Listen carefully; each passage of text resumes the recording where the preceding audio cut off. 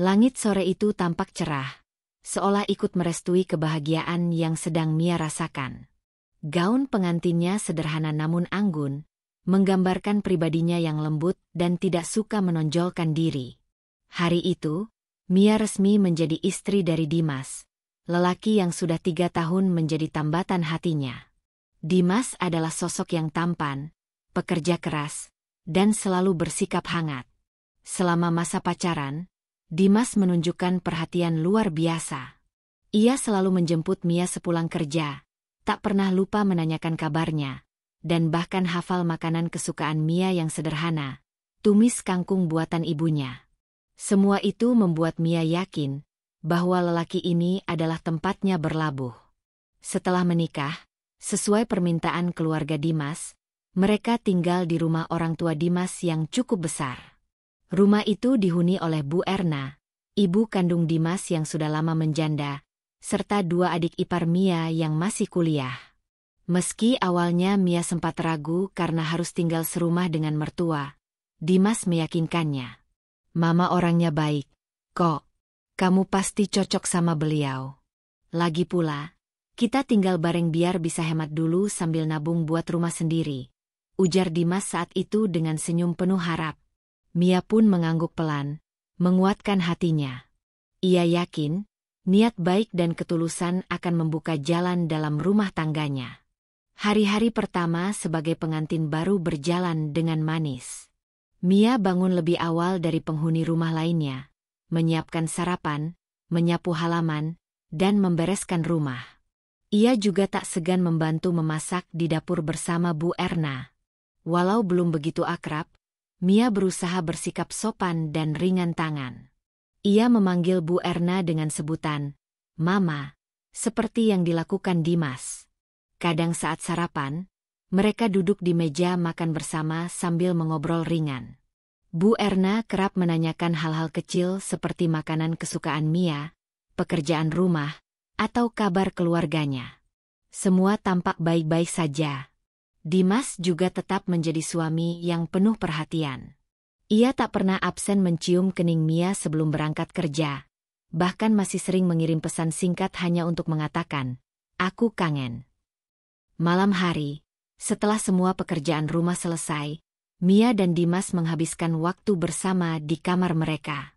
Mereka menonton film, berbagi cerita, atau sekadar bercanda ringan. Kehidupan pernikahan yang Mia bayangkan sebagai tempat berlindung dan berbagi kebahagiaan terasa nyata dalam hari-harinya bersama Dimas.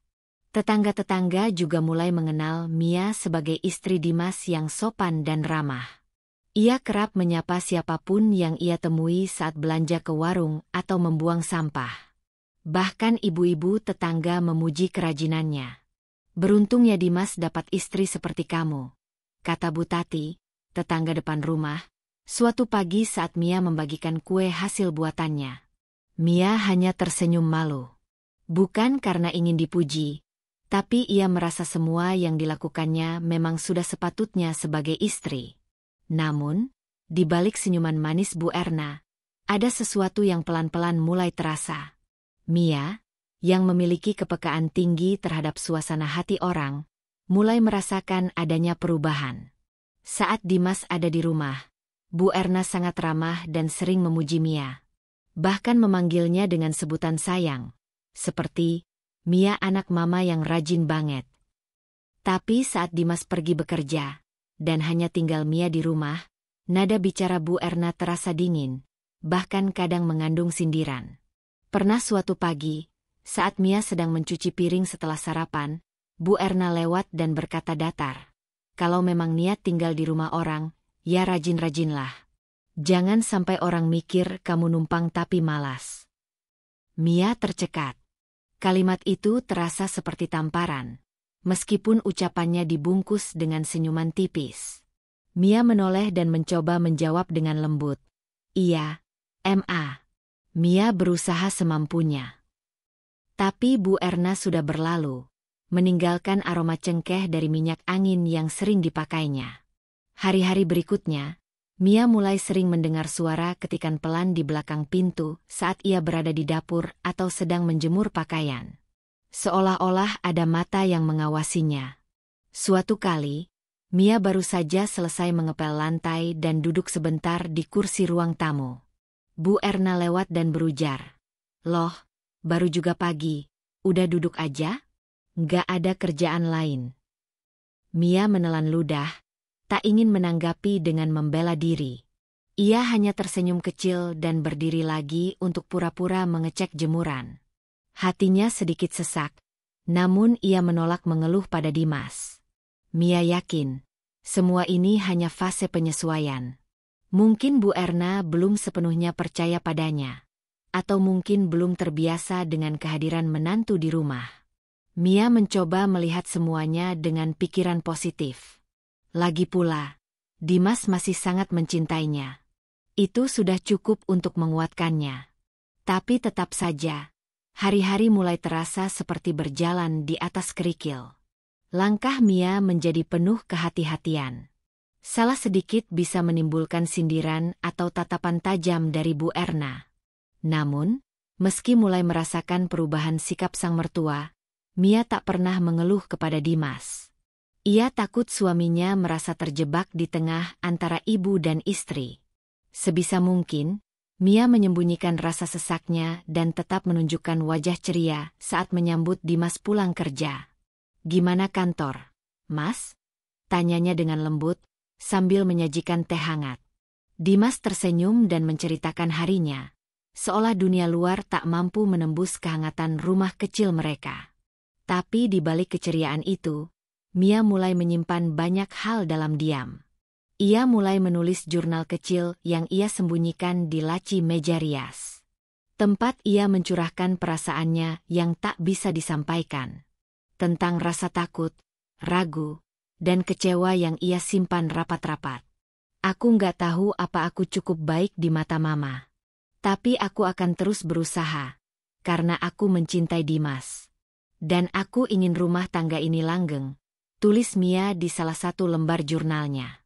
Satu hal yang membuat Mia terus bertahan adalah keyakinannya bahwa kebaikan akan selalu menemukan jalannya. Bahwa jika ia terus bersabar dan menunjukkan ketulusan, Bu Erna pada akhirnya akan menerimanya. Meski jalan itu masih jauh, Mia tak ingin menyerah. Ia percaya, rumah tangga yang ia bangun bersama Dimas pantas untuk diperjuangkan, meski harus melewati jalan yang tak selalu mudah. Malam itu, Mia duduk di beranda rumah, memandangi langit yang mulai gelap dengan mata berkaca. Bukan karena sedih, tapi karena ia sedang berdoa dalam hati. "Ya Allah, kuatkan aku, lindungi rumah tanggaku, lembutkan hati Mama mertua, dan jaga Dimas agar tetap mencintaiku seperti hari pertama kami menikah." Ia mengusap air mata yang sempat jatuh, lalu tersenyum. Karena dalam hati kecilnya, Mia masih percaya bahwa semua akan indah pada waktunya. Hari-hari berlalu, dan Mia mulai menyadari bahwa kehidupan rumah tangganya tak seindah awal pernikahan. Meski Dimas tetap bersikap manis, ada pergeseran kecil yang mulai terasa, terutama dari sikap Bu Erna. Dulu, Mia masih sering mendengar pujian kecil dari mertuanya, atau minimal sapaan hangat saat lewat di ruang tengah. Tapi kini, suara Bu Erna nyaris tak terdengar, kecuali ketika sedang menegur atau menyindir halus yang membuat hati Mia mencelos. Pagi itu, Mia bangun seperti biasa pukul 5 pagi. Ia segera menuju dapur untuk menyiapkan sarapan. Nasi goreng, telur dadar, dan teh manis hangat. Menu sederhana tapi ia buat sepenuh hati. Tapi saat Bu Erna turun dari kamar dan melihat ke arah meja makan, hanya satu kalimat yang keluar dari bibirnya. "Cuma ini? Nasi goreng tiap hari. Orang malas memang menunya itu-itu aja." Kalimat itu terdengar pelan tapi tajam, seperti pisau yang menyayat kulit tipis. Mia menunduk sambil tersenyum kecil. "Maaf, Ma. Besok Mia coba menu lain," ujarnya dengan suara serendah mungkin, mencoba tetap sopan. Bu Erna duduk dan mulai makan tanpa sepatah kata. Mia tahu, ini bukan soal masakan. Ini tentang sesuatu yang lebih dalam. Ia merasa dirinya mulai tak diinginkan di rumah ini. Tapi anehnya, saat Dimas keluar dari kamar dan duduk di meja makan, Bu Erna langsung berubah menjadi sosok ibu mertua yang hangat. "Sayang, coba deh nasi goreng buatan istrimu ini. Enak juga lo ternyata." Mia hanya bisa diam. Lidah Bu Erna memang dua sisi, dan tampaknya hanya ia yang menyadarinya. Mia tetap berusaha menjalankan tugasnya sebagai menantu dengan baik.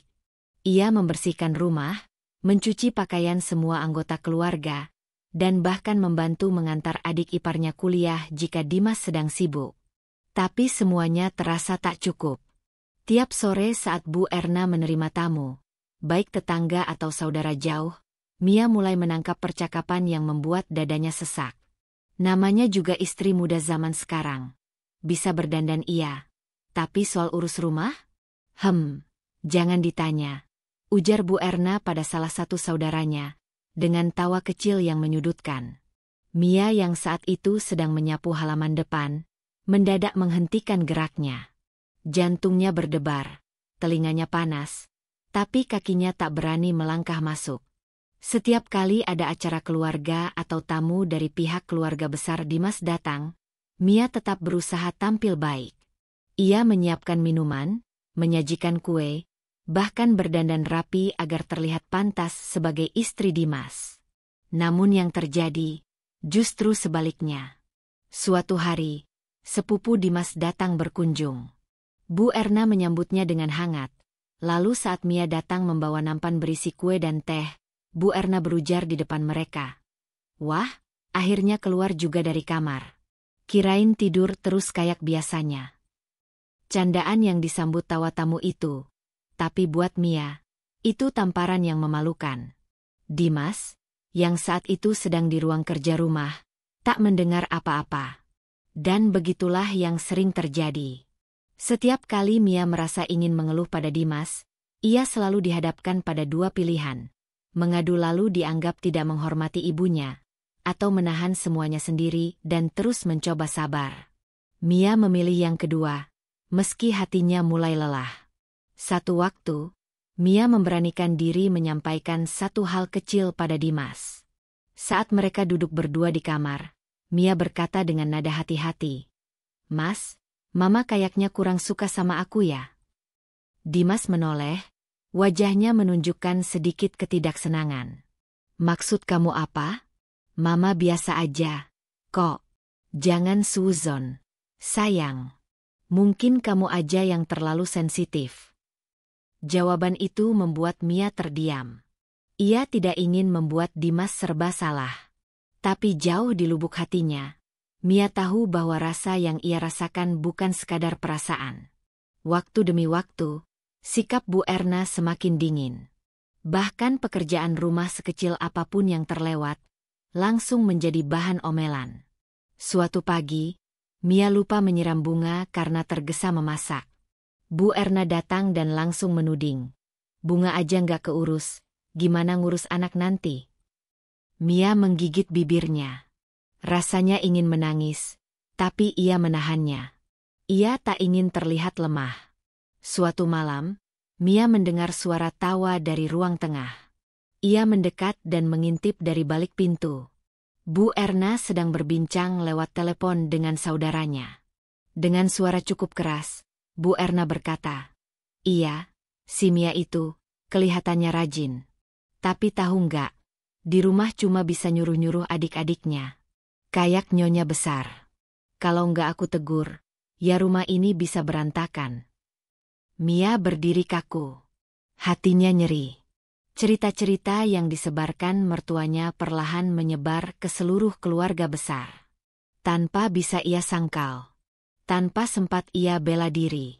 Keluarga Dimas pun mulai menunjukkan perubahan. Saat mereka berkumpul untuk acara makan malam keluarga, sepupu-sepupu Dimas yang dulu ramah mulai bersikap dingin. Beberapa bahkan tidak menyapa Mia sama sekali. Mia tahu, itu pasti karena cerita-cerita yang disebarkan Bu Erna. Ia mulai merasa terasing, padahal berada di rumah suaminya sendiri. Hari-hari Mia kini dipenuhi rasa was-was. Ia takut salah langkah. Bahkan saat memilih menu masakan pun harus dipikirkan matang-matang. Ia pernah membuat soto ayam, dan Bu Erna hanya mencicipi sedikit sebelum berkata, "Kaldu kamu hambar, kayak hidup kamu ya." Mia tertunduk. Tidak tahu harus bagaimana lagi memperbaiki segalanya. Namun satu hal yang masih membuat Mia bertahan adalah Dimas. Meski sikapnya mulai berubah sedikit demi sedikit, Dimas tetap memberi perhatian. Ia masih memeluk Mia saat tidur. Masih sesekali membelikan makanan favorit Mia sepulang kerja. Tapi Mia tahu, hatinya kini tidak setenang dulu. Ia menjadi lebih cepat marah, lebih mudah tersinggung. Dan semua itu, Mia rasakan, bukan sepenuhnya dari dirinya. Tapi karena pengaruh dari luar, dari ibunya. Mia pernah mencoba menuliskan keluh kesahnya dalam surat untuk Dimas, tapi ia urungkan. Surat itu disobeknya, lalu dibuang. Ia merasa, mungkin lebih baik diam daripada menyulut api. Tapi diam juga membuat batinnya terus terhimpit. Ia seperti berjalan di atas tanah retak. Tiap langkah bisa membuatnya jatuh. Malam demi malam Mia lewati dengan pikiran yang penuh. Ia sering terbangun pukul 2 dini hari hanya untuk duduk di tepi ranjang dan menatap jendela. Bertanya dalam hati, apa aku salah menjadi istri? Apa aku memang seburuk yang Mama katakan? Tapi ia selalu menenangkan diri. Tidak, aku hanya diuji. Aku harus kuat. Ini rumah tanggaku. Aku mencintai Dimas. Namun rasa lelah itu perlahan mengikis dirinya. Bukan hanya lelah fisik karena pekerjaan rumah yang tak pernah habis, tapi lelah jiwa karena selalu disalahkan, selalu disudutkan, dan selalu dijadikan sasaran sindiran. Kadang, Mia merasa seperti hantu di rumah itu, ada tapi tidak diakui. Suatu pagi, saat Mia sedang menyapu halaman, ia melihat Bu Erna duduk bersama salah satu tetangga. Mereka berbicara pelan, tapi Mia sempat menangkap sepenggal kalimat yang membuatnya hampir menjatuhkan sapu. Anak saya itu dulu semangat banget cari istri. Tapi sekarang lihat deh, istrinya kayak nggak niat bangun rumah tangga. Mia menoleh, menatap sang mertua dari kejauhan. Air matanya jatuh, diam-diam. Tapi ia segera menyekanya, tak ingin orang lain tahu. Ia kembali menyapu, seolah tak terjadi apa-apa. Di malam itu, saat Dimas tertidur, Mia duduk di pojok kamar. Ia memeluk lututnya dan menangis dalam diam. Tapi di tengah tangisnya, ia berbisik pelan pada dirinya sendiri. Aku belum menyerah. Aku hanya lelah. Tapi aku masih mencintai suamiku. Dan aku percaya, suatu saat kebenaran akan terlihat. Dengan sisa-sisa kekuatan yang ia miliki, Mia memutuskan tetap bertahan. Ia percaya, perjuangannya belum selesai. Masih terlalu dini untuk menyerah. Dan siapa tahu, harapan yang kecil bisa menjadi cahaya yang menyelamatkannya dari gelap yang lebih dalam. Pagi itu, seperti biasa, Mia bangun lebih awal. Ia langsung menuju dapur, menyeduh teh manis untuk Dimas dan mempersiapkan keperluan sarapan. Uang belanja yang diberikan Dimas seminggu sebelumnya sudah Mia kelola sebaik mungkin. Namun ia sadar, beberapa hari terakhir ini jumlah yang ia terima makin sedikit. Mia tak pernah protes. Ia pikir, mungkin memang keuangan sedang tidak baik, atau Dimas punya pengeluaran lain. Tapi yang tak ia sangka, dari uang yang semakin menipis itu, Bu Erna justru sering memesan barang-barang kecil dari marketplace. Taplak baru, hiasan dinding, bahkan sebotol minyak wangi mahal. Mia pernah secara halus menanyakan perihal uang belanja yang digunakan untuk belanja online tersebut. Namun Bu Erna menjawab dingin, "Itu uang dari Dimas buat rumah ini. Dan kamu juga kan tinggal di rumah ini. Jadi jangan banyak tanya." Jawaban itu membuat Mia terdiam. Ia tahu tak bisa membantah. Tapi lama-kelamaan, uang yang ia terima untuk belanja harian tak lagi cukup. Ia harus pandai-pandai mengatur. Kadang, untuk menghemat, Mia memasak lauk sederhana 2 hari sekali dan hanya mengganti sayurnya. Namun meski sudah berusaha keras, Bu Erna masih sering mengeluh soal menu makanan. "Lauk kok ini-ini aja? Kamu kira kami puasa setiap hari?" sindirnya suatu siang. Mia hanya menjawab pelan, "Maaf, Ma. Uangnya tinggal segini, jadi Mia masak yang seadanya." Tapi Bu Erna malah mencibir. Alasannya selalu uang. "Kamu itu yang gak bisa ngatur. Mana ada istri yang kerjaannya cuma belanja tapi duit cepat habis. Jangan-jangan kamu pakai buat beli keperluan pribadi ya?" Mia tersentak. Seumur hidupnya, ia tak pernah memakai uang rumah tangga untuk keperluan pribadi. Bahkan bedak pun ia pakai yang paling murah, dan baju-bajunya masih yang lama, sejak sebelum menikah. Tapi Bu Erna tidak peduli. Ia mulai menyebar cerita bahwa Mia boros dan tidak bisa dipercaya. Mia tak tahu bahwa cerita itu diam-diam disampaikan pada adik-adik Dimas, pada bibinya, dan bahkan saudara jauh yang kadang mampir ke rumah. Fitnah itu mulai menggema. Suatu hari, saat Dimas pulang kerja, ia terlihat lebih murung dari biasanya. Saat duduk di meja makan, ia memandangi makanan seadanya yang disajikan Mia. Tumis kangkung dan tempe goreng. Dimas tidak langsung makan. Ia hanya mengaduk nasi, lalu berkata dengan suara dingin, "Uang belanja kemarin aku kasih 1 juta. Tapi kamu masak cuma begini? Uangnya kemana?" Mia tercekat. Ia menatap Dimas dengan mata berkaca-kaca. "Mas, uang itu sudah Mia pakai untuk beli beras, minyak, sabun, dan kebutuhan dapur lainnya. Uangnya memang tidak cukup." Dimas menyela, "Jangan bohong. Mama bilang kamu sering beli barang-barang online. Kemarin aja Mama lihat paket datang atas nama kamu." Mia nyaris tak bisa bernapas mendengar ucapan itu. Paket? Atas namanya? Mia tahu betul. Bu Erna memang sering meminjam ponselnya untuk belanja online karena merasa tidak bisa mengoperasikan aplikasi. Tapi semua barang yang dibeli adalah permintaan Bu Erna sendiri. Dan semua alamatnya memang menggunakan nama Mia. Sekarang ia paham. Semua itu bukan ketidaktahuan, tapi bagian dari rencana. Dengan suara pelan Mia mencoba menjelaskan, "Itu bukan belanjaan Mia, Mas. Mama yang minta tolong pesankan. Uangnya juga bukan dari Mia." Tapi Dimas tak mendengar. Ia meletakkan sendoknya dengan kasar, berdiri, dan masuk ke kamar tanpa bicara sepatah kata pun lagi. Mia duduk terpaku. Tangannya masih menggenggam sendok yang belum sempat ia gunakan. Rasanya seperti dihantam palu besar, pelan tapi mematikan. Hari-hari setelah itu, hubungan Mia dan Dimas mulai berubah. Dimas masih pulang seperti biasa, tapi sikapnya lebih dingin. Ia jarang berbicara, lebih banyak memandangi layar ponsel atau langsung tidur. Mia mencoba mengajaknya berbicara, tapi selalu dijawab singkat. Di sisi lain, Bu Erna makin leluasa memainkan perannya sebagai mertua yang manis di depan Dimas, tapi licik di belakang. Suatu sore, saat Mia hendak keluar membeli sayur, ia mendengar suara Bu Erna sedang menelepon seseorang di ruang tengah. Suara itu terdengar jelas, karena Bu Erna bicara cukup keras. "Iya, saya tuh udah capek nasihatin. Tapi menantu saya itu keras kepala.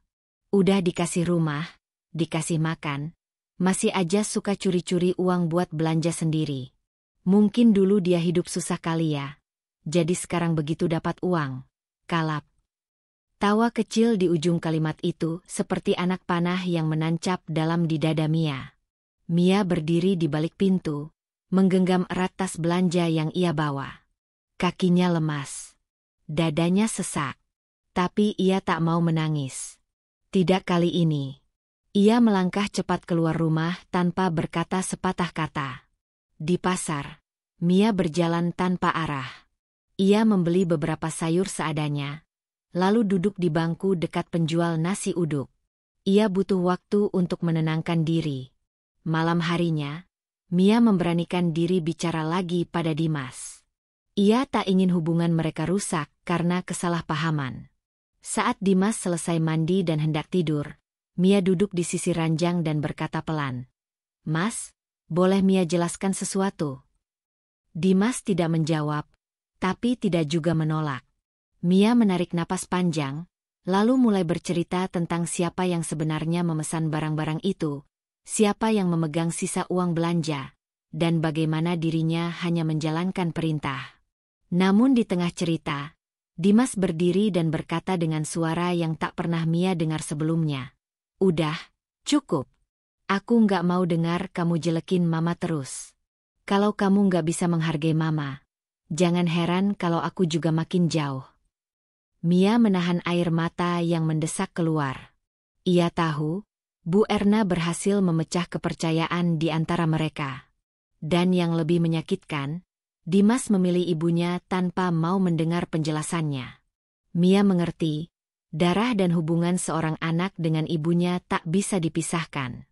Tapi apakah berarti, sebagai istri, ia tak punya tempat untuk dimengerti?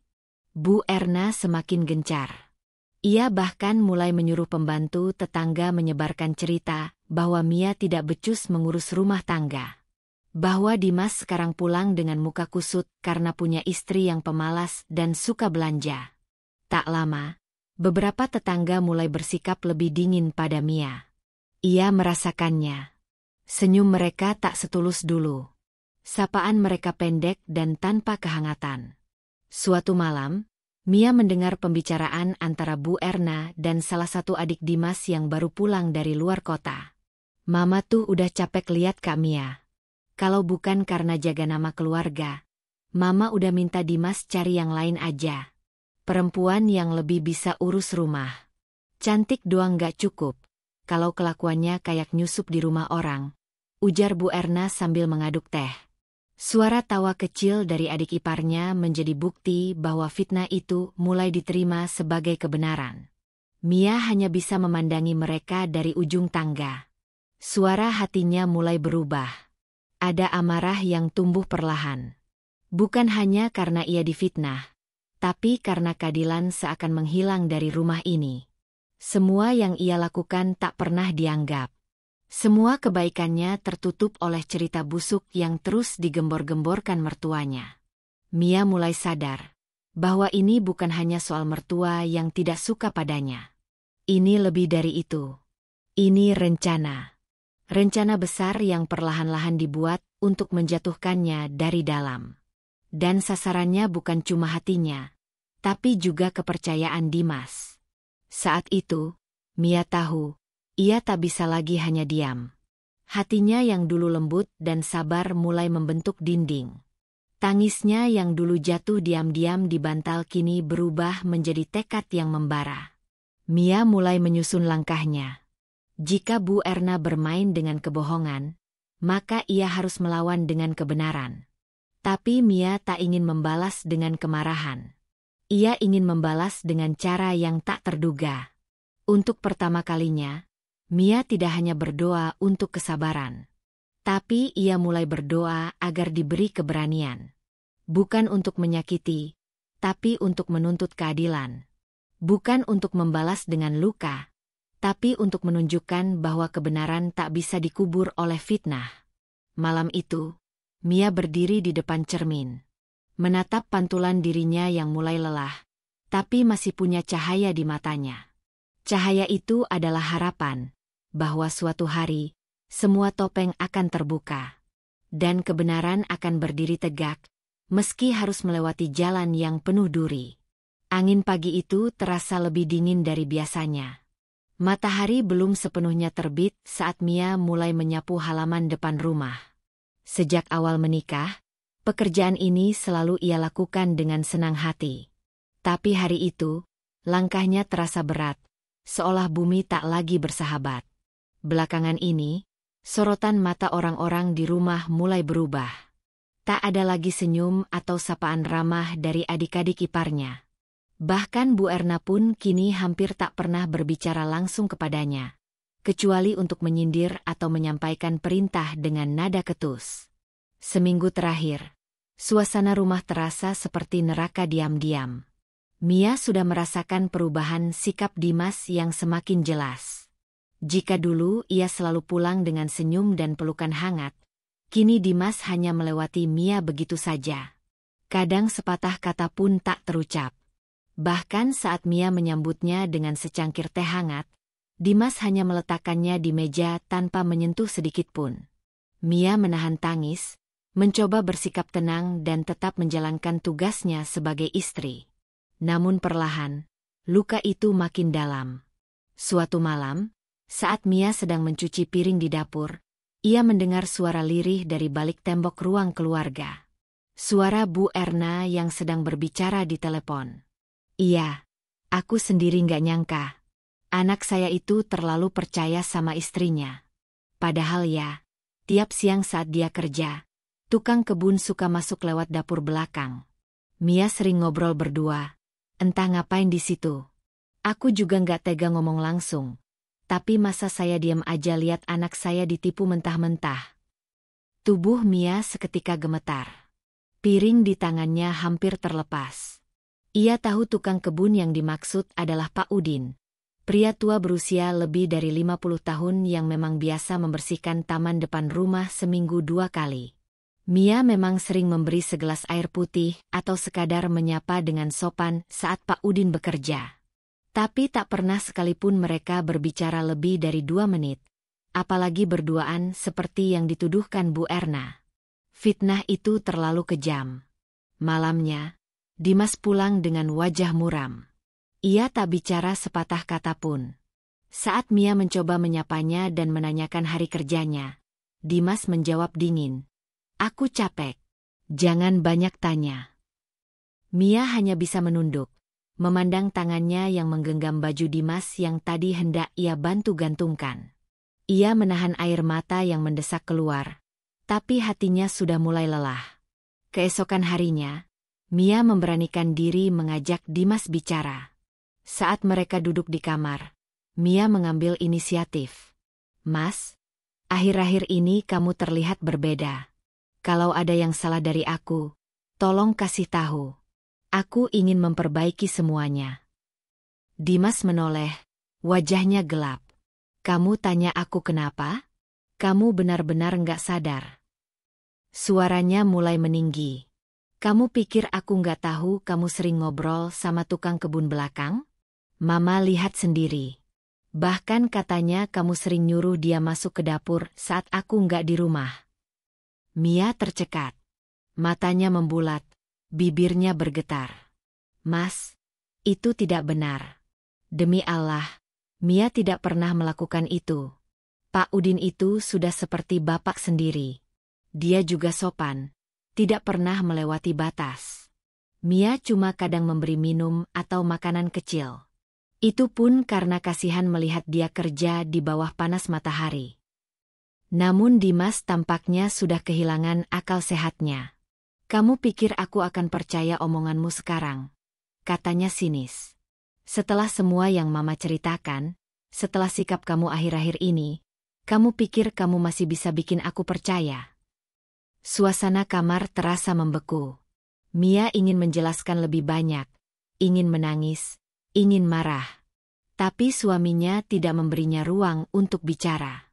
Ia memilih pergi keluar kamar, meninggalkan Mia yang terduduk di ranjang dengan hati porak-poranda. Mia tahu, saat kepercayaan seorang suami mulai goyah, semuanya akan ikut runtuh. Ia merasa tidak hanya dituduh, tapi juga dibunuh secara perlahan dalam kehidupan rumah tangga ini. Tak cukup difitnah oleh mertua, kini suaminya sendiri ikut mencurigainya. Hari-hari berikutnya terasa seperti mimpi buruk yang tak kunjung selesai. Bu Erna semakin sering mengintai gerak-geriknya, bahkan menyuruh adik ipar Mia untuk ikut mengawasi. Suatu siang, saat Mia sedang menjemur pakaian, adik iparnya, Winda, melihatnya dari jendela atas sambil bersuara keras. Kalau mau selingkuh, cari tempat yang gak kelihatan dong. Rumah ini banyak mata, tahu. Mia menoleh cepat. Matanya membulat. Rumah ini banyak mata, tahu. Mia menoleh cepat. Matanya membulat. Apa maksudmu, Wind? Tanyanya pelan. Tapi Winda hanya tertawa sinis lalu menutup jendela. Cibiran-cibiran kecil seperti itu terus terjadi. Bahkan saat makan malam pun, Mia merasa seperti makhluk asing yang tak diundang. Semua orang bersikap seolah dirinya tak ada. Kadang piring miliknya diletakkan paling akhir. Kadang lauk yang dimasaknya sengaja tidak disentuh. Ia merasa seperti dijauhi, bahkan dijadikan bahan bisik-bisik di balik pintu. Yang lebih menyakitkan, keluarga besar Dimas mulai berubah sikap. Beberapa hari kemudian, saat ada arisan keluarga di rumah itu, Mia mencoba menyambut para tamu dengan ramah. Namun beberapa saudara Dimas yang biasanya hangat kini bersikap dingin. Salah satu bibi Dimas bahkan berkata dengan nada rendah, "Hati-hati aja, sekarang banyak perempuan kelihatannya polos, tapi ternyata pintar main belakang." Kalimat itu diucapkan sambil melirik Mia sekilas, lalu tertawa kecil. Mia hanya menunduk, menahan napas dalam-dalam agar air matanya tak tumpah di hadapan banyak orang. Ia tahu, fitnah itu kini telah menyebar lebih luas dari yang ia duga. Bu Erna benar-benar berhasil merusak namanya. Mia menjadi wanita yang dicurigai, dijauhi, dan dihina tanpa pembelaan. Bahkan Dimas, suaminya sendiri, tak mau mendengarkan kebenaran. Setiap kali Mia mencoba mendekati, Dimas selalu menghindar. Bahkan pernah suatu malam saat Mia hendak memijat pundaknya, Dimas mendorong tangannya dengan kasar. "Jangan sok perhatian. Aku muak sama semua kepura-puraanmu." Setelah itu, Mia tidak lagi berani mendekat. Ia hanya menangis dalam diam, menangisi cinta yang kini berubah menjadi benci. Ia merenungi semua yang telah ia lakukan sejak awal menikah, semua pengorbanan, kesabaran, dan ketulusan yang kini tak lagi berarti. Mia mulai menyadari bahwa ia sedang dihancurkan secara perlahan. Bukan oleh orang luar, tapi dari dalam keluarga suaminya sendiri. Ia tidak punya siapa-siapa di rumah itu. Suaminya berubah menjadi orang asing, mertuanya menjelma musuh tersembunyi, dan adik-adik iparnya menjadi kaki tangan dari kebencian yang terus berkembang. Namun meskipun luka itu makin dalam, Mia belum menyerah. Ia tahu, kebenaran pasti akan terungkap pada waktunya. Yang ia butuhkan saat ini hanyalah waktu dan kekuatan untuk bertahan. Dalam hatinya, Mia mulai merancang sesuatu. Ia tidak akan selamanya diam. Ia tak ingin menjadi korban yang tak pernah bangkit. Dan malam itu, untuk pertama kalinya, Mia tidak menangis. Ia hanya duduk di depan jendela, menatap bintang di langit yang jauh. Dalam bisikan pelan, ia berkata pada dirinya sendiri, "Kalau mereka ingin menjatuhkanku dengan kebohongan, maka aku akan berdiri dengan kebenaran. Aku tidak akan mundur. Aku tidak akan hancur." Karena Mia tahu, badai ini belum selesai. Tapi saat badai mereda, akan terlihat siapa yang masih berdiri, dan siapa yang tenggelam oleh kebencian yang mereka pelihara sendiri. Siang itu, rumah besar milik keluarga Dimas terlihat ramai dan penuh tawa. Ada acara arisan keluarga yang rutin diadakan setiap bulan. Kali ini, giliran keluarga Dimas menjadi tuan rumah. Meja-meja disusun di ruang tengah, hidangan disiapkan di atas meja panjang. Semuanya terlihat meriah. Para tamu berdatangan, menyapa hangat satu sama lain, dan sesekali tertawa sambil bertukar cerita. Namun di balik semua keramaian itu, Mia berdiri di pojok ruangan, sibuk memastikan semua makanan tersaji dengan rapi, tanpa senyum, tanpa suara. Tak ada satupun yang tahu bagaimana detak jantungnya bekerja begitu cepat hari ini. Perasaannya kacau. Sudah 2 malam Dimas tidak menyapanya, dan Bu Erna makin sering keluar masuk kamar sambil membawa ponselnya dengan ekspresi mencurigakan. Mia tahu, akan ada sesuatu yang terjadi. Firasat itu begitu kuat, namun ia tidak bisa menebak seberapa parah bentuk luka yang akan datang. Mia berjalan ke dapur untuk mengambil tambahan sendok dan piring. Saat hendak kembali ke ruang tengah, ia melihat Bu Erna sedang berdiri berbisik dengan Dimas di sudut ruangan. Wajah Dimas tampak tegang, dan Bu Erna mengarahkan layar ponsel ke arahnya. "Lihat ini," ucap Bu Erna dengan nada rendah namun penuh tekanan. Mia tak tahu apa yang sedang ditunjukkan, tapi ia bisa melihat bagaimana rahang Dimas mengeras seketika. Dimas menatap layar itu lama, matanya memanas. Detik berikutnya, dia langsung menoleh mencari Mia. "Mia." Suara itu menggema keras di tengah ruangan, membuat semua kepala berpaling. Mia yang baru melangkah masuk dari arah dapur langsung terhenti. Semua mata kini tertuju padanya. Tangan yang memegang nampan hampir terlepas karena terkejut. "Iya, Mas," jawab Mia pelan, suaranya bergetar. Dimas berjalan cepat ke arahnya. Napasnya memburu, tatapannya dingin, tak seperti biasanya. "Apa ini?" hardiknya sambil menunjukkan layar ponsel Bu Erna ke depan wajah Mia. Di sana, tertera sebuah foto yang mengejutkan. Foto Mia sedang tersenyum berdiri di dekat seorang pria muda di taman, dengan tangan pria itu seolah menyentuh pinggangnya. Mia terbelalak. Itu bukan foto yang pernah ia miliki, bahkan wajah pria itu tak ia kenal. "Itu bukan aku, Mas. Itu editan," ucapnya panik, mencoba menjelaskan. Tapi Dimas tak mendengarkan. Wajahnya sudah memerah. "Masih bisa kamu bohong? Setelah semua yang aku tahan, semua kesabaran aku, kamu malah begini di belakangku." Suasana mendadak hening. Semua anggota keluarga kini berdiri di sekeliling mereka, menatap dengan pandangan ingin tahu dan mencibir. Beberapa dari mereka mulai bergumam, menyebut-nyebut soal istri tidak tahu diri dan perempuan murahan. Mia mencoba mendekat. "Mas, tolong percaya sama aku. Itu bukan." Pelak.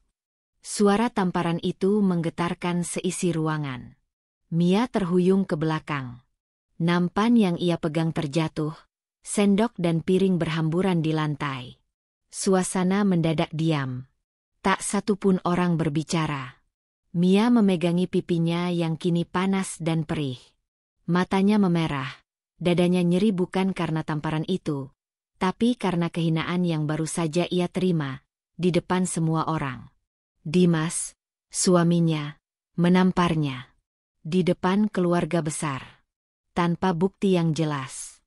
Hanya karena sebuah foto editan. "Keluar dari sini," bentak Dimas lagi, nadanya penuh amarah. "Kamu sudah mempermalukan aku, keluarga ini, Mama, semua orang." Mia berdiri membeku. Air matanya jatuh tanpa bisa ia tahan. Tapi kakinya seolah tertancap ke lantai. Ia tak bisa bergerak, tak bisa berpikir. Rasanya seperti tertabrak oleh kenyataan yang begitu kejam.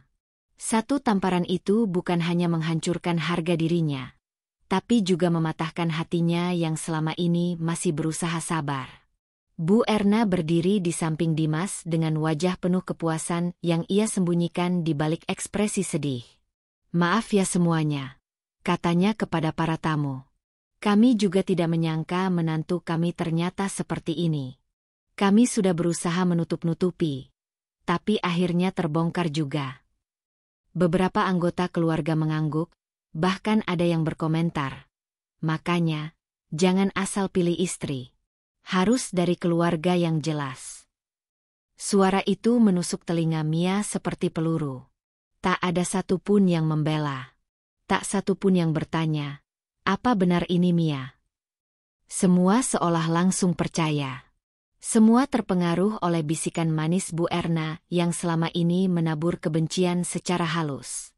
Bahkan sahabat lama Dimas yang hadir pun hanya menggeleng pelan, ikut menarik jarak dari Mia. Dengan gemetar, Mia akhirnya melangkah pergi ke arah kamar. Ia tak kuat berdiri lama. Pintu kamar ditutupnya pelan. Dan saat itulah air mata benar-benar tumpah. Ia menangis, terisak seperti anak kecil yang kehilangan seluruh dunianya. Bukan hanya karena rasa sakit di pipi kirinya yang kini mulai memar, tapi karena hati dan martabatnya diremukan tanpa ampun.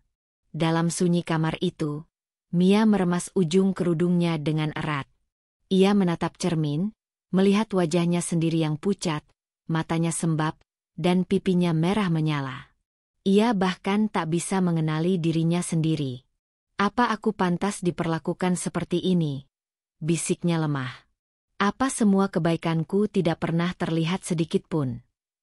Malam pun datang, dan suasana rumah kembali hening setelah semua tamu pulang. Dimas tidak masuk ke kamar. Ia tidur di ruang keluarga. Mia mendengar suara tawa kecil dari Bu Erna dan adik iparnya yang sedang membersihkan sisa acara. Akhirnya terbongkar juga. "Dari awal aku udah curiga sama dia," kata Winda. Bu Erna menjawab, "Makanya Mama tuh nggak salah. Mama tahu, dia itu cuma numpang hidup. Bukan istri yang benar-benar mencintai Dimas. Cuma numpang nama keluarga." Mia menggigit bibirnya. Luka yang ia terima hari itu terlalu dalam untuk sekadar dilupakan. Tapi di balik kepedihan itu, perlahan sesuatu tumbuh di dalam hatinya. Rasa ingin membuktikan. Rasa ingin bangkit. Ia bukan perempuan lemah yang akan selamanya dibungkam oleh fitnah. Ia bukan orang yang akan diam saat dihancurkan tanpa bukti. Saat malam makin larut, Mia duduk di lantai kamarnya, mengambil buku kecil yang biasa ia gunakan untuk mencatat belanja harian. Tapi malam itu, ia menggunakannya untuk hal lain. Ia mulai menuliskan semuanya. Setiap perlakuan Bu Erna, setiap kejadian aneh, setiap kebohongan yang ia tahu.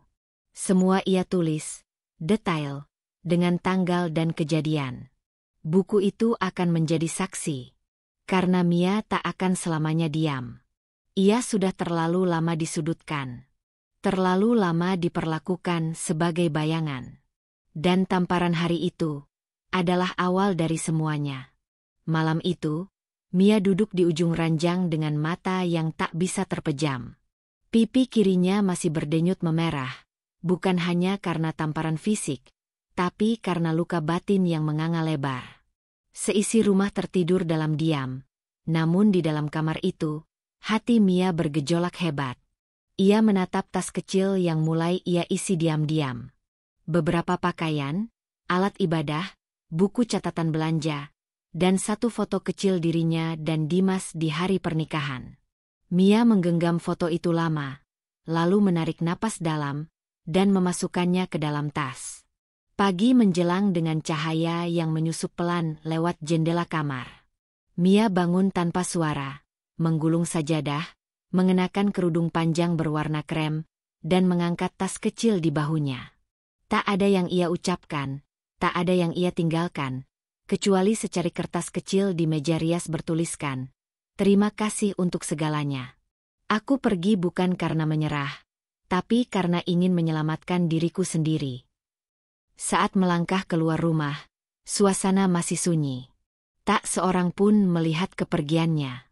Bahkan Dimas, suaminya yang dulu begitu dicintainya, masih tertidur di ruang tengah tanpa rasa peduli. Mia menunduk, menahan tangis terakhir yang ingin menyeruak, lalu melangkah pasti meninggalkan rumah itu.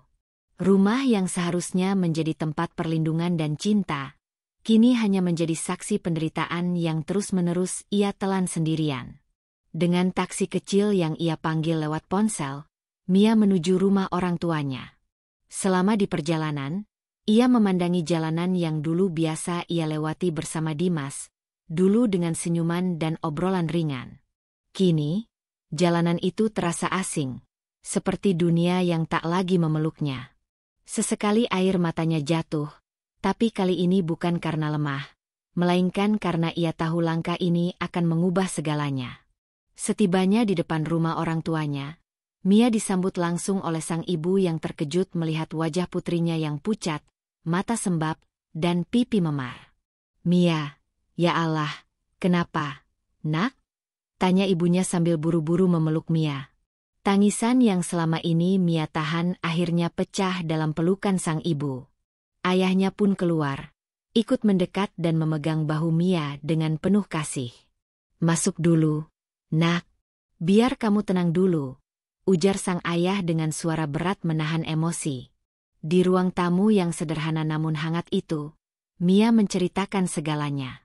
Tentang perlakuan Bu Erna, fitnah yang terus dilayangkan, hingga tamparan di depan keluarga besar. Sang ibu hanya bisa mengusap punggung Mia pelan, sesekali menangis bersama. Ayahnya, yang biasanya tenang, tampak memerah wajahnya karena marah dan sedih. "Kami percaya sama kamu, Mia," ujar ayahnya mantap. "Kamu perempuan baik. Kalau laki-laki itu tak bisa melindungi kamu, maka kamu harus melindungi dirimu sendiri." Hari-hari di rumah orang tuanya menjadi momen penyembuhan.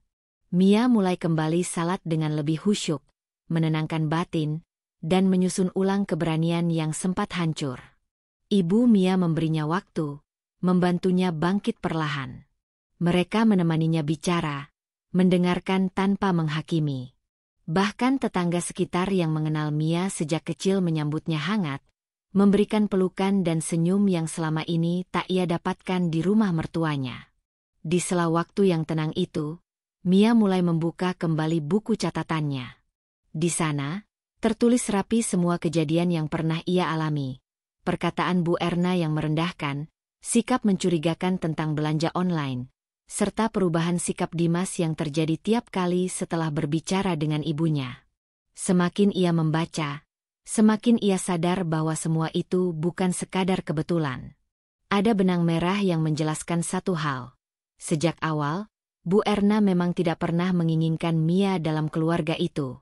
Mia lalu mengambil ponsel lamanya, ponsel yang dulu sempat ia gunakan bersama Bu Erna untuk belanja online.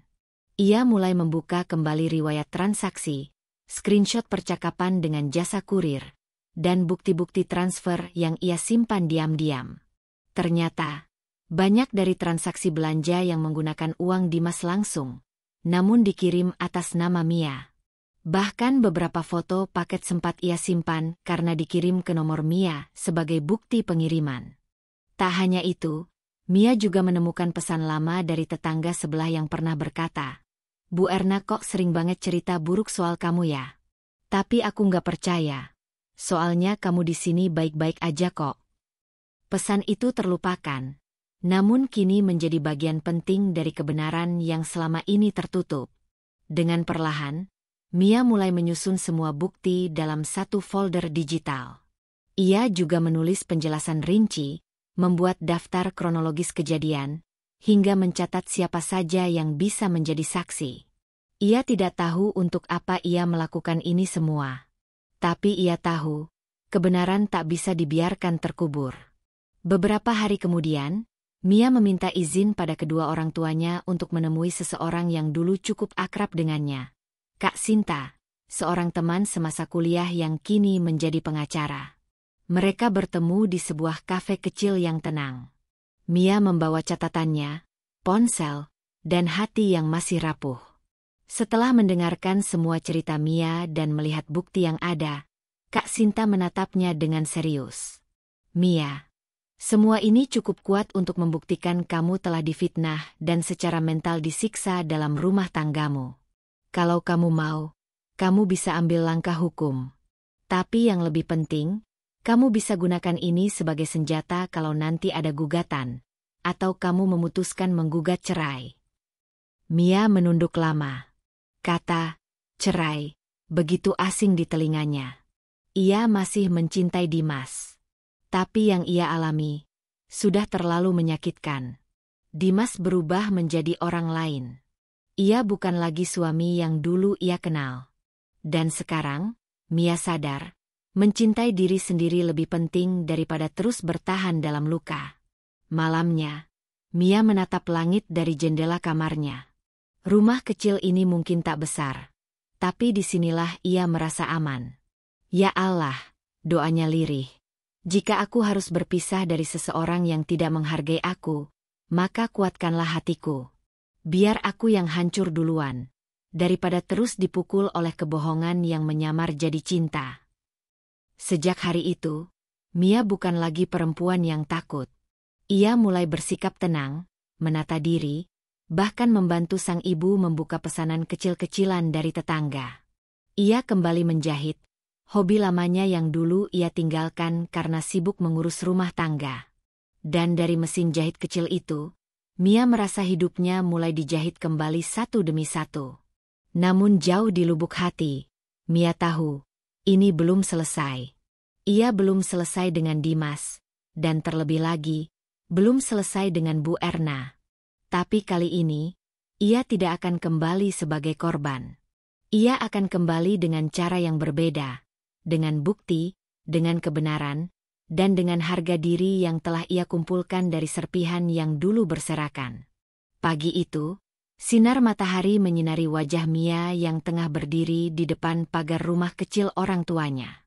Rambutnya yang tertutup kerudung tampak rapi, dan wajahnya terlihat lebih tegas dari sebelumnya.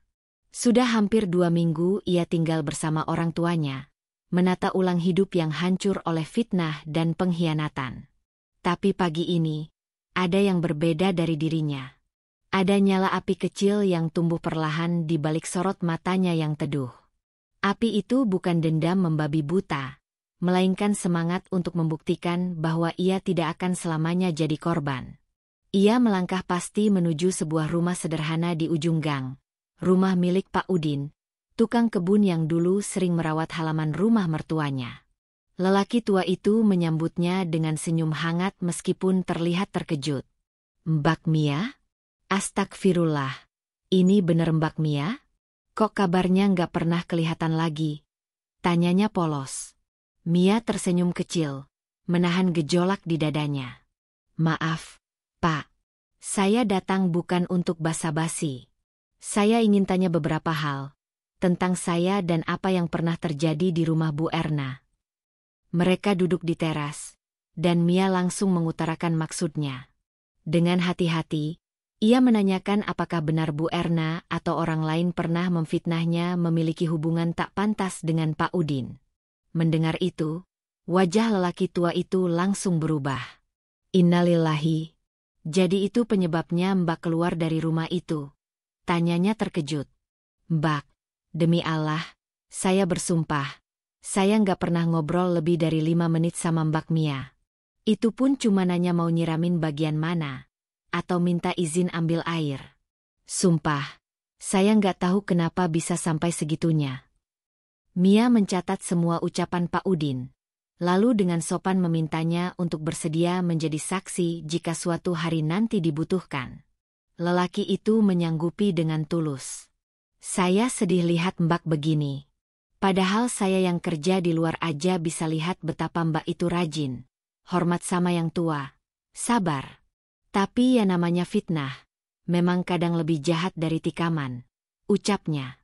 Tak berhenti di situ, Mia juga mendatangi Bu Nani, tukang sayur langganan yang biasa lewat setiap pagi di depan rumah mertuanya.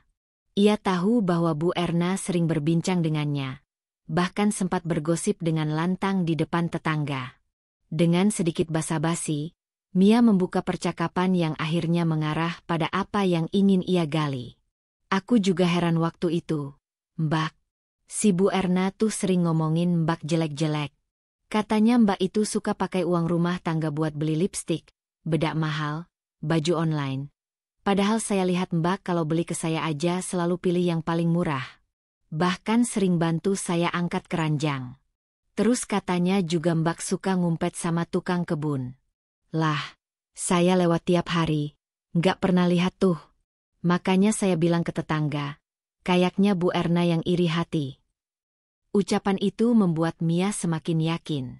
Ia bukan hanya punya keyakinan moral, tapi sekarang sudah memiliki saksi-saksi hidup yang bisa menguatkan bahwa semua tuduhan padanya adalah kebohongan yang direkayasa. Bu Nani bahkan menyodorkan satu bukti tak terduga, voice note dari grup tetangga yang sempat menggunjingkan Mia, dan secara tidak langsung menyebutkan bahwa semua isu berasal dari mulut Bu Erna. "Ini, dengerin deh," kata Bu Nani sambil membuka pesan suara itu. Di dalamnya, terdengar suara seorang wanita berkata, "Bu Erna tuh kayaknya nggak suka aja sama menantunya. Padahal kasihan juga itu si Mia. Dari awal nikah udah tinggal serumah, semua dilakuin, malah difitnah sana-sini." Mia menggenggam ponselnya erat. Hatinya bergetar. Ini bukan lagi asumsi. Semuanya mulai terbuka satu persatu. Tapi yang paling mengejutkan belum selesai. Sore harinya, Mia teringat sesuatu yang dulu sempat ia anggap sepele. Kamera CCTV kecil yang pernah ia beli dan pasang diam-diam di pojok dapur, atas permintaan ibunya sendiri. Dulu, saat awal menikah, ibunya khawatir Mia tinggal dengan mertua yang terlalu dominan. Maka Mia, tanpa memberitahu siapapun, memasang satu unit CCTV kecil seukuran koin yang terhubung ke aplikasi ponsel lamanya, yang kini sudah tak pernah ia buka lagi. Dengan hati-hati, Mia mengambil ponsel itu dari laci, menyalakannya, dan mulai membuka aplikasi CCTV lama itu. Ia tak berharap banyak, kemungkinan besar sudah tidak merekam lagi karena tak ada daya. Tapi ajaibnya, backup otomatis masih tersimpan di memori cloud-nya. Dan saat Mia membuka folder rekaman, satu video dengan waktu 2 minggu sebelum ia ditampar menarik perhatiannya. Ia menekan tombol play. Terdengar suara Bu Erna yang sedang berbicara dengan seorang wanita. Mia tidak tahu siapa wanita itu, tapi suaranya terdengar muda dan sinis. Jadi gimana, Bu? Udah mulai percaya dia punya kelakuan jelek? Iya.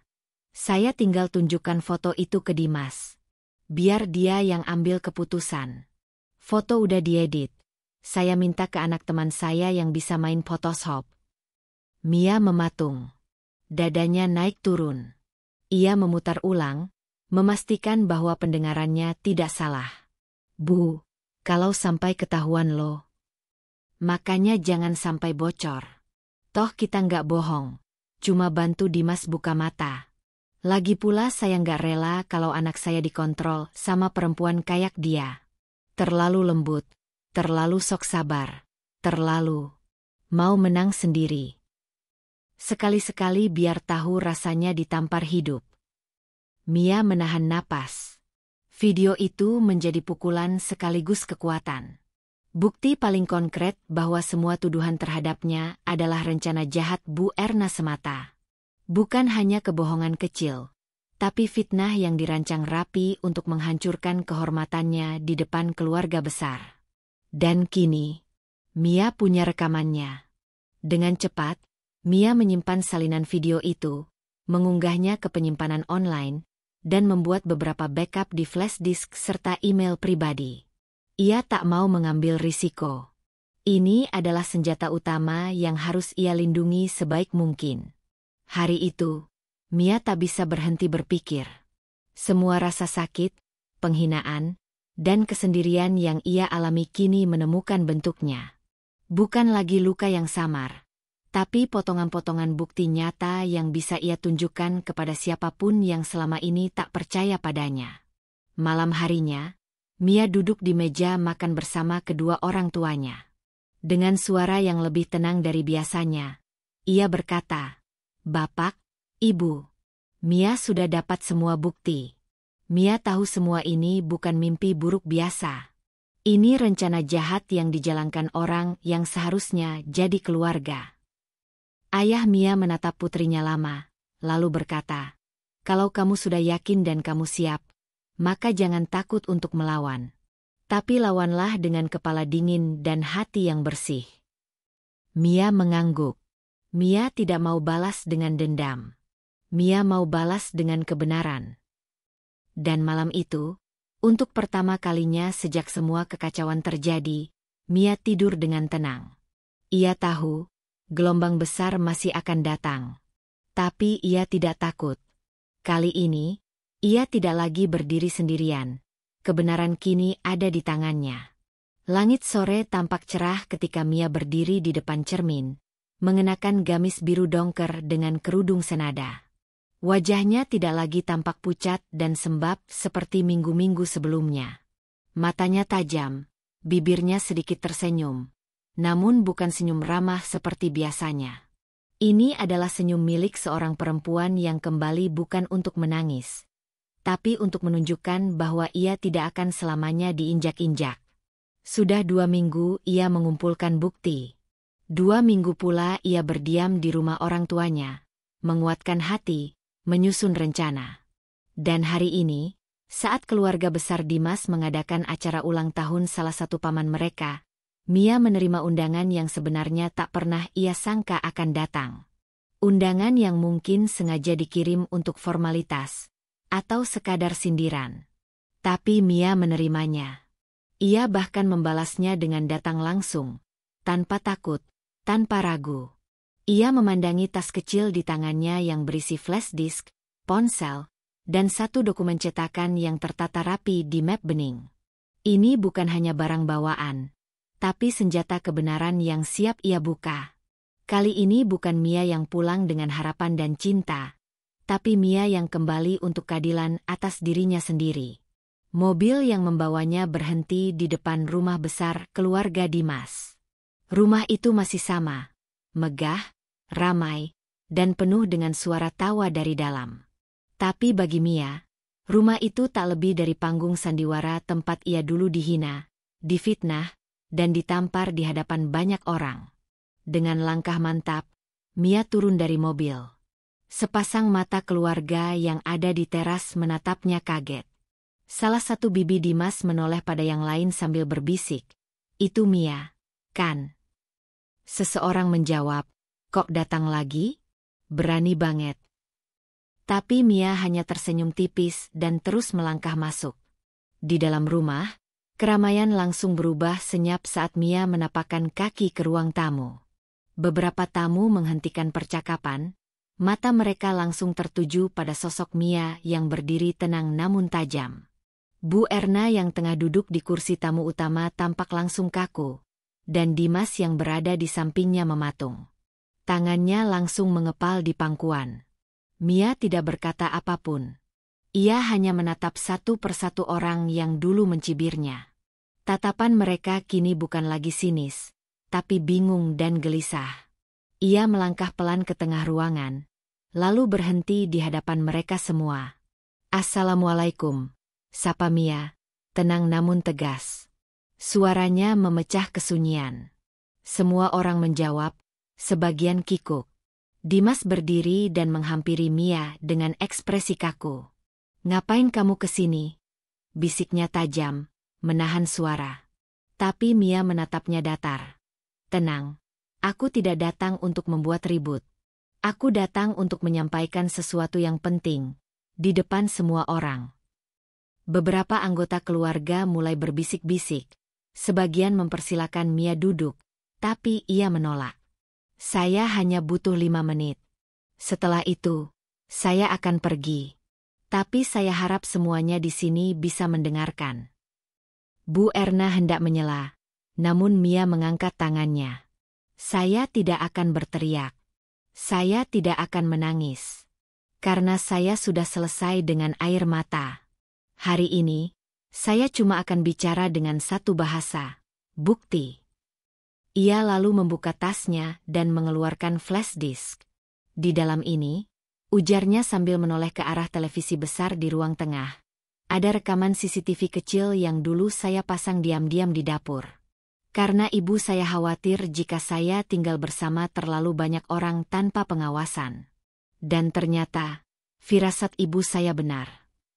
Seseorang dari keluarga besar langsung memanggil salah satu keponakan Dimas untuk membantu menyambungkan flash disk itu ke televisi.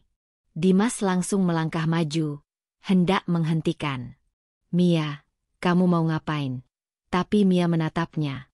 "Kalau kamu tidak merasa bersalah, kenapa takut?" Seketika layar menyala. Semua mata menatapnya. Suara dari rekaman mulai terdengar. Di dalamnya, jelas sekali suara Bu Erna sedang berbicara dengan seorang wanita. "Udah saya minta ke anak teman saya. Fotonya udah diedit. Biar Dimas lihat dan langsung percaya. Saya nggak rela anak saya diatur sama perempuan kayak Mia. Terlalu sok baik, terlalu lembek." Hening. Detik itu juga semua suara hilang. Yang terdengar hanya suara rekaman yang terus berjalan, memperdengarkan semua rencana licik yang pernah Bu Erna susun demi menjatuhkan Mia. Beberapa anggota keluarga yang sebelumnya selalu mencibir Mia langsung menoleh ke arah Bu Erna. Bahkan salah satu bibi berkata, "Astagfirullah, Jadi semua itu fitnah, Bu. Bu Erna mencoba berdiri. Panik. Itu pasti editan. Itu bohong. Namun Mia sudah mengeluarkan ponselnya. Ia membuka catatan, lalu menunjukkan percakapan-percakapan dengan tukang kebun, tukang sayur, dan tetangga yang memberi kesaksian. Bahkan voice note dari grup warga sempat ia putar. Dimas pucat. Ia tak bisa berkata apa-apa. Ia hanya menatap layar televisi yang kini menampilkan wajah ibunya sendiri saat sedang menyusun skenario penghancuran rumah tangganya. Aku tidak datang untuk membuat keributan, kata Mia dengan suara lebih lirih namun tetap jelas. Tapi aku datang karena selama ini aku disalahkan atas sesuatu yang tak pernah aku lakukan.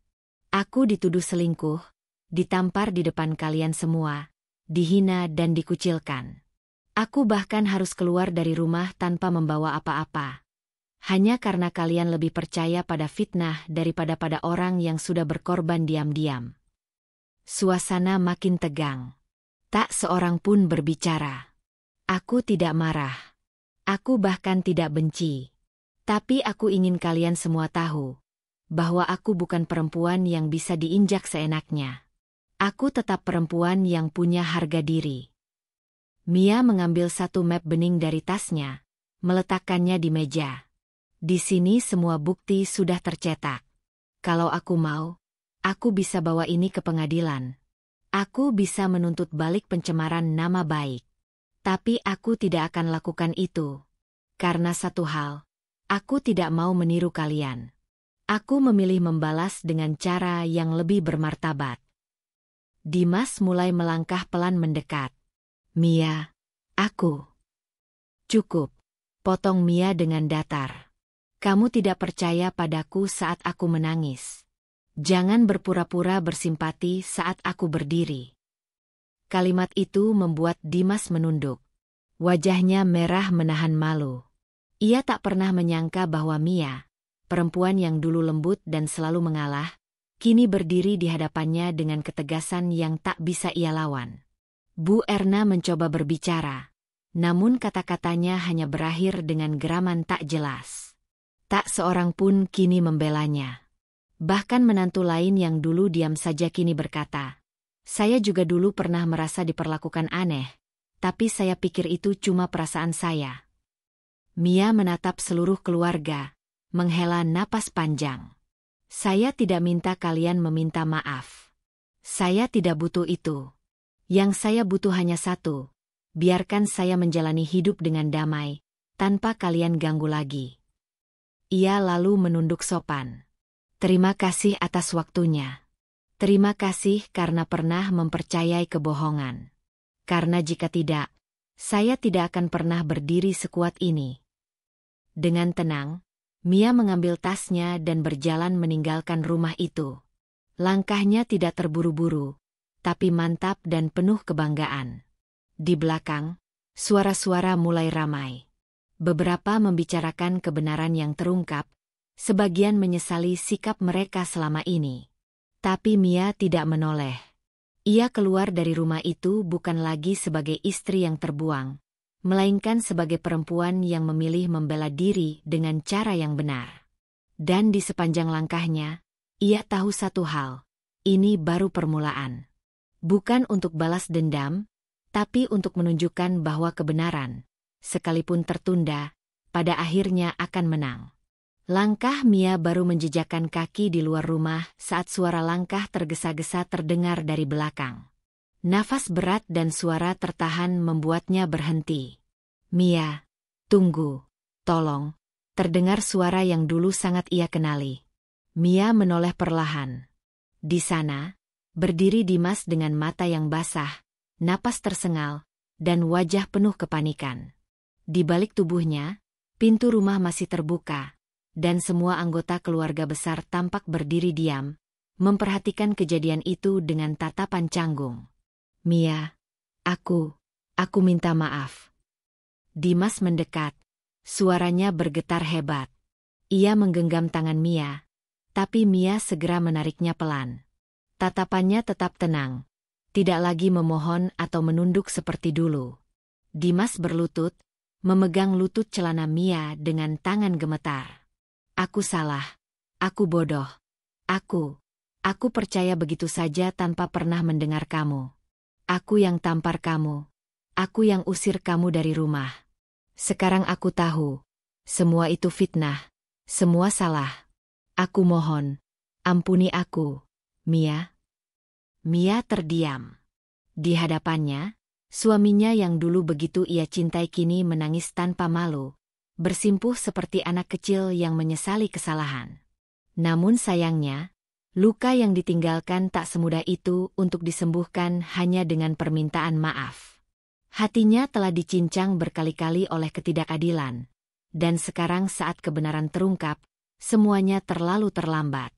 Aku pernah percaya bahwa kamu adalah pelindungku, ucap Mia pelan. Suaranya terdengar seperti desir angin yang menghantam dinding hati Dimas.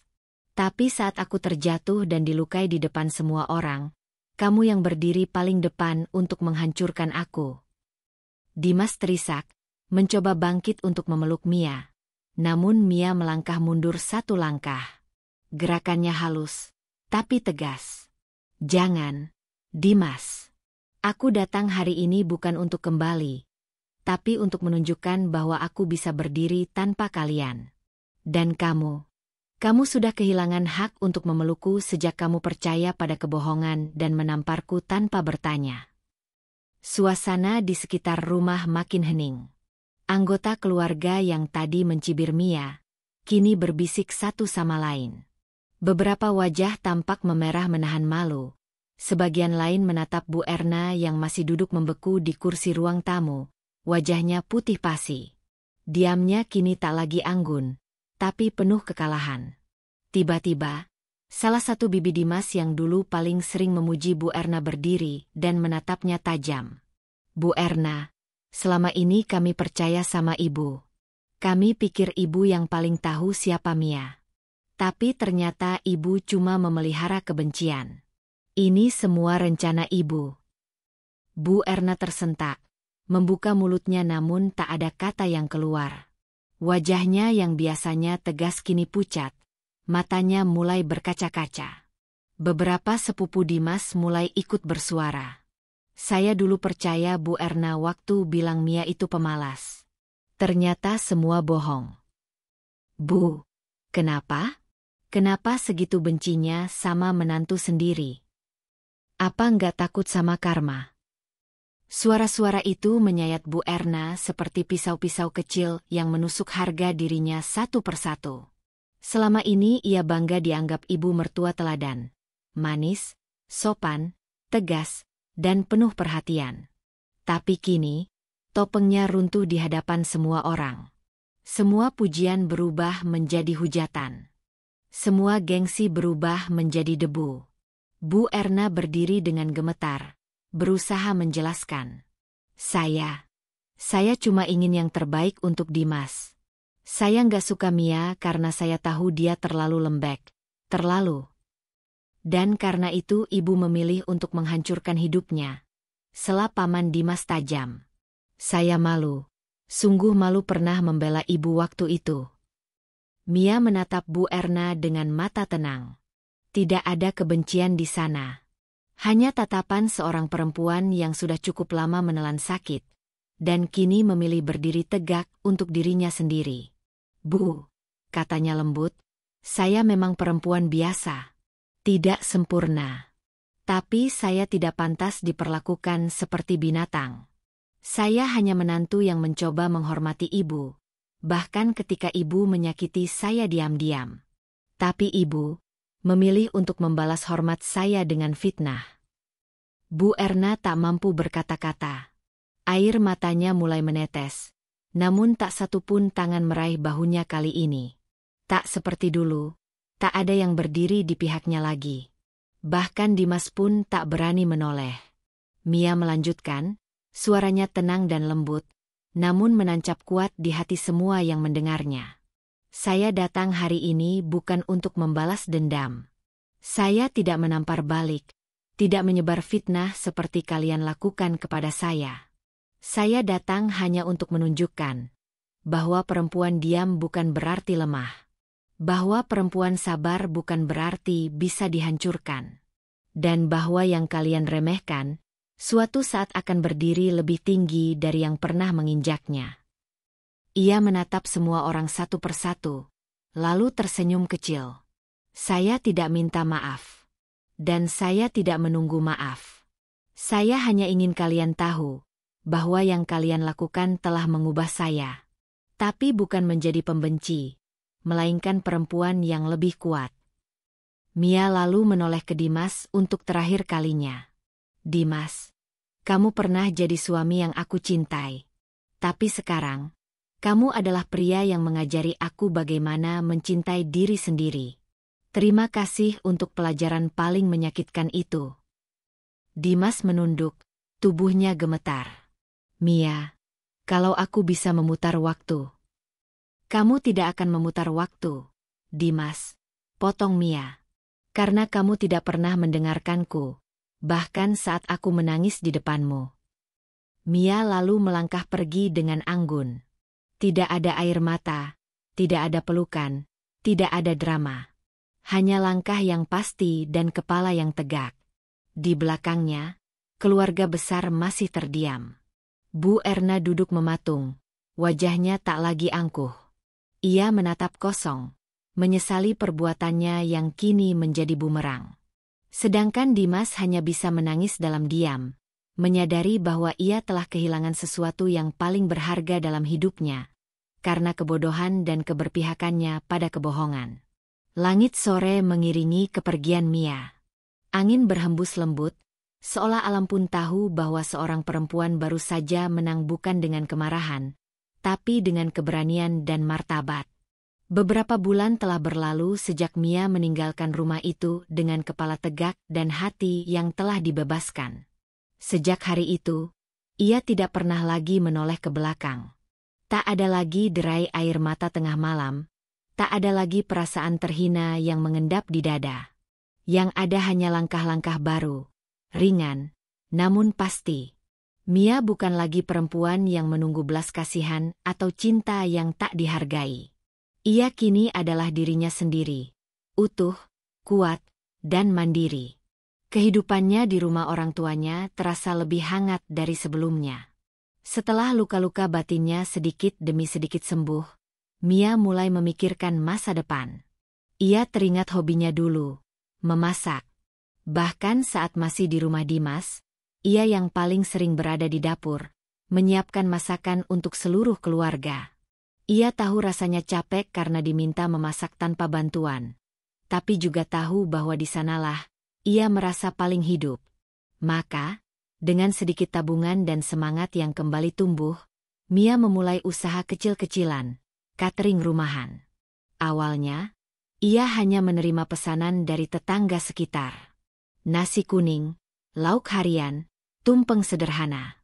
Ia dibantu ibunya yang juga pandai masak, dan sang adik yang aktif mempromosikan usahanya lewat media sosial. Tak disangka, dari satu pesanan ke pesanan lain, bisnis kecilnya tumbuh dengan cepat. Rasanya yang lezat dan pelayanannya yang ramah membuat banyak orang tertarik. Bahkan beberapa teman lama yang dulu hanya sekadar tahu Mia sebagai menantu orang kaya, kini datang untuk memesan dan mengaguminya. Bu Mia, saya nggak nyangka ibu bisa bikin makanan seenak ini. Kapan buka cabang, Bu? Tanya salah satu pelanggan tetapnya. Mia hanya tersenyum. Doakan ya, Bu. Pelan-pelan saja. Yang penting saya bisa masak dengan tenang, tanpa ada yang meremehkan lagi. Keberhasilan kecil itu mulai menarik perhatian. Ia sempat diundang menjadi narasumber di sebuah acara komunitas perempuan tentang UMKM rumahan. Di sana, Mia menceritakan kisahnya, bukan untuk membuka luka lama, tetapi untuk menjadi cermin bagi banyak perempuan lain. Ia tidak menyebut nama siapapun, tidak mengungkit masa lalu dengan dendam. Tapi dari caranya berbicara, dari caranya tersenyum tenang sambil berkata, "Saya berdiri lagi karena saya memilih menghargai diri sendiri. Semua orang tahu bahwa Mia adalah perempuan yang telah melewati badai hebat dan tetap bisa tersenyum. Sementara itu, kabar dari rumah Dimas terus terdengar, meski Mia tidak pernah mencarinya. Dari beberapa orang, ia tahu bahwa sejak kejadian di acara keluarga itu, Dimas berubah total. Ia kehilangan rasa percaya diri, mulai dijauhi oleh beberapa sepupu yang dulu mendukungnya. Bahkan tempat kerjanya pun terdampak karena beberapa kolega mengetahui berita memalukan itu. Bu Erna, kabarnya lebih menyedihkan lagi. Rasa malu yang teramat dalam membuatnya jatuh sakit. Awalnya hanya tekanan darah yang naik turun, lalu lambat laun tubuhnya melemah karena enggan makan dan sering mengurung diri. Banyak keluarga besar mulai menjauhi rumah itu. Bukan karena ingin membalas, tapi karena mereka kecewa dan tak tahu harus bersikap seperti apa. Beberapa yang dulunya memuji Bu Erna kini berkata dengan getir, "Segalanya ada waktunya. Kalau kau menanam kebohongan, yang tumbuh ya kehancuran." Dimas sempat beberapa kali datang ke rumah orang tua Mia, membawa buah tangan, surat permintaan maaf, bahkan cincin baru. Tapi semua itu ditolak dengan sopan oleh ayah Mia. Mia sudah bahagia dengan hidupnya sekarang. Jangan rusak lagi jalannya yang sedang ia bangun sendiri, kata sang ayah mantap. Dimas hanya bisa menunduk, pergi dengan wajah menyesal. Mia sendiri tahu Dimas datang. Tapi ia tidak pernah keluar untuk menemuinya. Bukan karena ia membenci, tapi karena hatinya sudah selesai. Ia tidak ingin melihat wajah yang pernah membuatnya merasa tak berharga. Ia telah memaafkan, tapi bukan berarti harus kembali. Tidak semua yang bisa dimaafkan harus diperjuangkan kembali. Suatu hari, saat sedang merapikan dapur cateringnya, Mia menerima pesan dari seorang pelanggan yang menyentuh hatinya. "Bu Mia, saya baru saja pisah dengan suami yang kasar. Dulu saya malu, saya takut. Tapi setelah lihat perjuangan ibu di media sosial dan acara kemarin, saya punya keberanian untuk berdiri lagi. Terima kasih, Ibu. Ibu adalah inspirasi." Mia membaca pesan itu berulang kali. Air matanya menetes. Tapi kali ini bukan karena sakit, melainkan karena rasa syukur. Siapa sangka, dari kisah yang dulu ia anggap sebagai kehancuran hidup, kini menjadi kekuatan untuk orang lain? Siapa sangka, air matanya dulu kini menjadi cahaya bagi perempuan lain yang tengah terpuruk? Malam itu, Mia duduk di teras rumah, menatap bintang-bintang yang bertaburan di langit. Udara malam terasa sejuk. Ibunya menyusul membawa teh hangat. Mereka duduk berdampingan, seperti dua sahabat yang mengerti tanpa harus banyak bicara. "Lihat kamu sekarang," kata sang ibu sambil tersenyum. "Ibu sampai nggak nyangka. Anak yang dulu pulang dengan wajah bengkak dan hati yang hancur, sekarang bisa sekuat ini." Mia tersenyum, menggenggam tangan ibunya erat. "Semua karena ibu dan bapak tidak pernah melepaskan aku," jawabnya lirih. "Dan karena aku sadar, aku bukan wanita lemah." Hari-hari berikutnya berlalu dengan kesibukan yang menyenangkan. Mia mulai membuka kelas memasak online, menerima banyak murid perempuan dari berbagai kota. Mereka bukan hanya belajar memasak, tapi juga saling menyemangati. Kelas itu bukan hanya dapur, tapi menjadi ruang penyembuhan bagi banyak perempuan yang terluka. Mia tak pernah membanggakan dirinya secara berlebihan. Tapi ia tahu, ia sedang melakukan hal besar. Ia sedang membuktikan bahwa perempuan bisa bangkit dari titik paling gelap sekalipun, tanpa harus menyalakan api kebencian. Ia membalas bukan dengan kata-kata kasar, bukan dengan menghancurkan balik, tapi dengan memperlihatkan bahwa dirinya bisa lebih hidup dari sebelumnya. Kini, Mia telah menjadi sosok yang tidak hanya kuat untuk dirinya sendiri, tapi juga menjadi cahaya bagi orang lain. Dan saat seseorang bertanya, "Kenapa tidak kembali ke Dimas? Bukankah dia sudah menyesal?"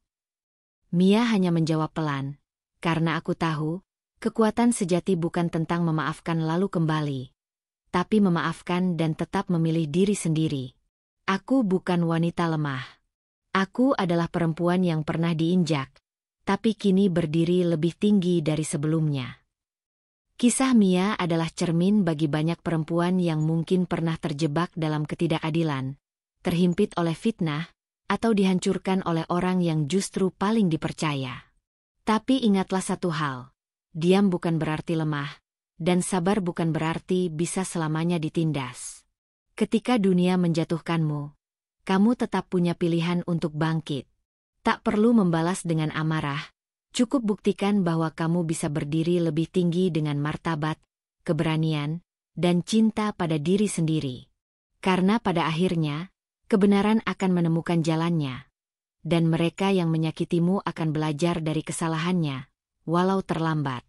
Untuk semua perempuan di luar sana, kamu berharga, kamu kuat, dan kamu tidak sendirian. Terima kasih telah mengikuti kisah ini hingga akhir. Semoga cerita Mia memberi kekuatan dan inspirasi untuk tidak menyerah, serta mengajarkan bahwa membalas tidak selalu harus dengan luka, tapi dengan kebangkitan dan keberhasilan. Sampai jumpa di cerita-cerita selanjutnya.